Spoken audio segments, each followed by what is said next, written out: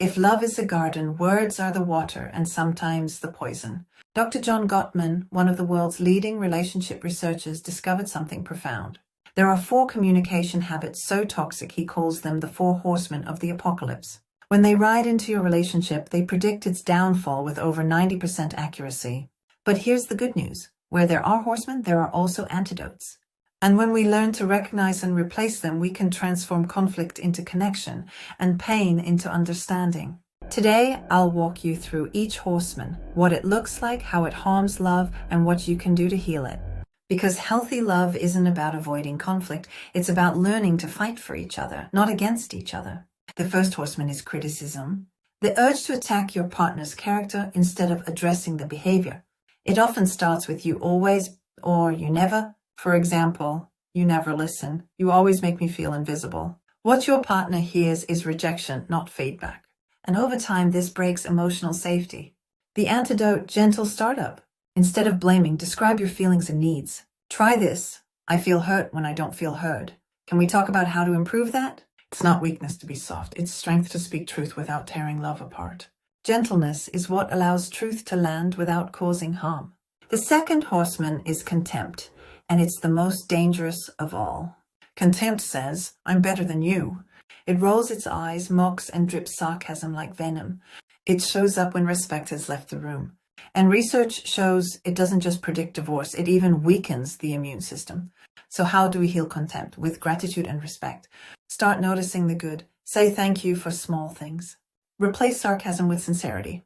Remember, you can't feel superior and grateful at the same time. When you choose appreciation, you lower the defenses and remind both hearts that love still lives here. The third horseman is defensiveness. That reflex that instantly says, it's not my fault. When we feel accused or misunderstood, our brains rush to protect us. We start building walls, offering excuses, explanations, or even counterattacks, all in the name of self-defense. But defensiveness doesn't protect the relationship, it prevents repair. So what's the antidote? Take responsibility even for a small piece of the problem. Say something like, you're right, I was distracted earlier. I really want to be more present next time. It might sound simple, but ownership dissolves tension faster than argument ever can. It shifts the energy from me versus you to us versus the problem. That's how trust is rebuilt, not through perfection, but through humility, empathy, and care. The final horseman is stonewalling, when one partner shuts down completely. On the outside, you might look calm and collected, but inside, your nervous system is screaming for escape. Your heart rate spikes, your body floods with stress hormones, and your brain moves into survival mode. You withdraw, go silent, or physically leave the room. But silence isn't peace, it's disconnection. And over time, that quiet distance erodes trust and intimacy. The antidote, self-soothing and re-engagement. Take a short break, breathe, stretch, or go for a quick walk. Give your body a chance to settle. Then return when you can listen and speak with calm. Say, I need 10 minutes to calm down. I'll come back and talk. That's not avoidance, that's maturity.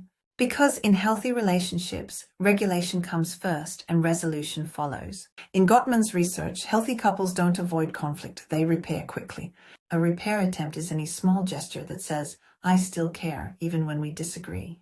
It can be a gentle smile, a touch, or a phrase like, let's start over. Repairs don't erase the issue, but they soften the edges of pain.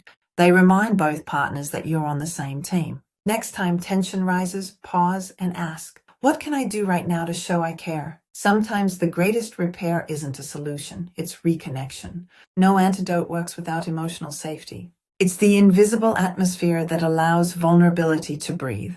To build it, replace judgment with curiosity. Listen to understand, not to win. When your partner shares a feeling, don't rush to fix it. Just say, that makes sense. Safety is created in moments of empathy where both people feel seen, not sized up. The truth is, intimacy isn't built in grand gestures. It's built in tiny moments of kindness, repeated over time. When safety returns, so does connection. Let's recap and focus on the antidotes. When you catch yourself criticizing, practice a gentle startup. Speak with kindness about what you need, not what's wrong. When you notice contempt, shift toward appreciation and respect. Look for the good, even in moments of frustration. When defensiveness rises, choose responsibility. Own even a small part of the problem. It opens the door to connection. And when you feel yourself stonewalling, take a pause for self-soothing and re-engagement. Breathe, step away, calm your body, then return with a softer heart. Practice these one by one. Start with yourself because healthy communication is contagious. When you shift, the energy of the relationship shifts too. You teach your partner what safety feels like, and love begins to breathe again. It's not about perfection, it's about direction. Every gentle word, every small repair is a step toward a relationship that lasts. If this message resonated with you, take a quiet moment tonight to reflect. Which horseman shows up most in your relationship, and what antidote can you practice this week? Remember, every healed conversation becomes a building block of peace. As Mother Teresa said, if you want world peace, go home and love your family. Start there, because when love becomes conscious, it heals generations. Nori wrote today's episode, and it was delivered by her AI twin sister, Nora. If this video touched your heart, please like, share, and subscribe to join our journey toward calm, connection, and emotional healing. Your peace is the foundation of peace for everyone around you.